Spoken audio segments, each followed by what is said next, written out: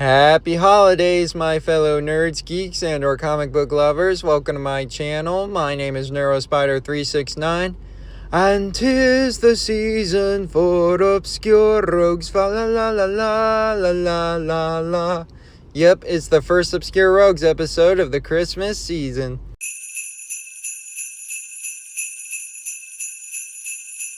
As I'm sure we're all aware, comics are known for having a wide variety of infamous rogues, most of which have grown in popularity over the years, while a vast majority of others are regarded as forgotten and obscure. In this video, we shine the spotlight on the Cryonic Man. So without further ado, let's get into it.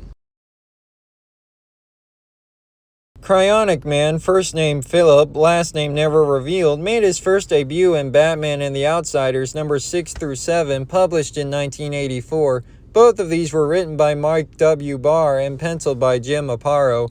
In it, we see Geoforce and Metamorpho visiting an associate of theirs at Gotham General Hospital following a previous encounter with the supervillain Dr. Light. However, the visit would soon be cut short when a mysterious individual knocks out a guard with some kind of gas and steals an artificial kidney that was originally meant for a young girl needing an operation.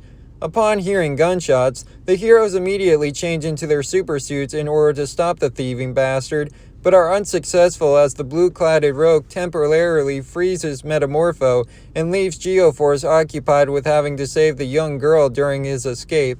Later on, Geo and Morpho regroup with the rest of the Outsiders alongside Batman in order to formulate a plan to stop this new rogue, which the Dark Knight has dubbed the Cryonic Man. Hiding out in an old abandoned house, we briefly see the Cryonic Man out of his costume as he goes back to check on some people being kept in suspended animation, one of which happens to be his wife, and it's from her we learn his real name to be Philip. Not long after, he makes an attempt to kidnap the doctor who's been providing hospitals with the artificial organs Cryonic Man had previously stolen.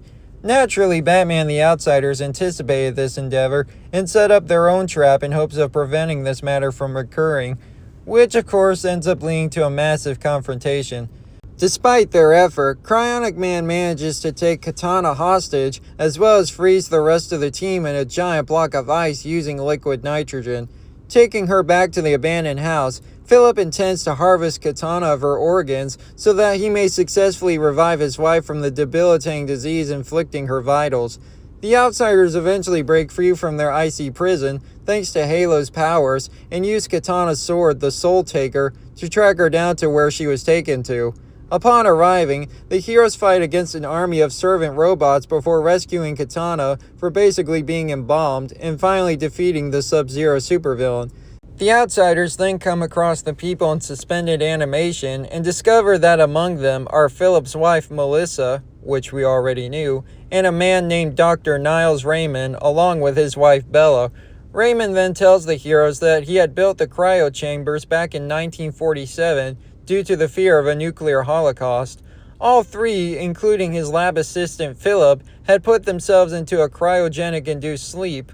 Philip woke up from it some years later before the others and lied to them that the nuclear holocaust they originally feared had actually happened. Apparently he did this because of his wife's progressive degenerative condition and the lack of complex organ transplants being available back before they froze themselves.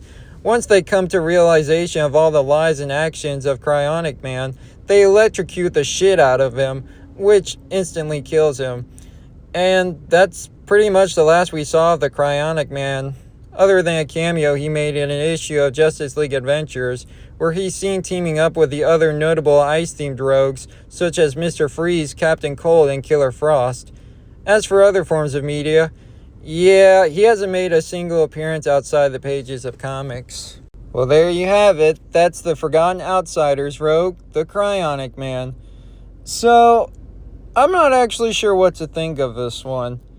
I mean, I will say that I do like his design. He kind of looks like if Sub-Zero from Mortal Kombat became a costumed villain. But at the same time, I feel like this guy just ended up becoming a cheap knockoff of Mr. Freeze's later revamp. I mean, at least with Victor, it came off as more tragic and sympathetic. But with this guy, what was even the whole point in lying to his wife and his boss and leaving them in their frozen state, just so he could steal artificial organs, one of which was meant for a sick kid, mind you, to help cure his wife? Like, why didn't he just wake them up sooner when he knew that the medical world had advanced in the field of transplants? It makes no sense whatsoever. Like, they tried to make him come off as commiserative, but honestly, I don't think it worked out well that way. And, in my opinion, it's probably for the best that he's remained forgotten for so long. But anyways, that's going to be it for this episode of Obscure Rogues. I hope you guys enjoyed the video. Let me know what your thoughts on the Cryonic Man are. As always, be sure to like, comment, and subscribe. And hopefully I will see you guys in the next video. Catch y'all later.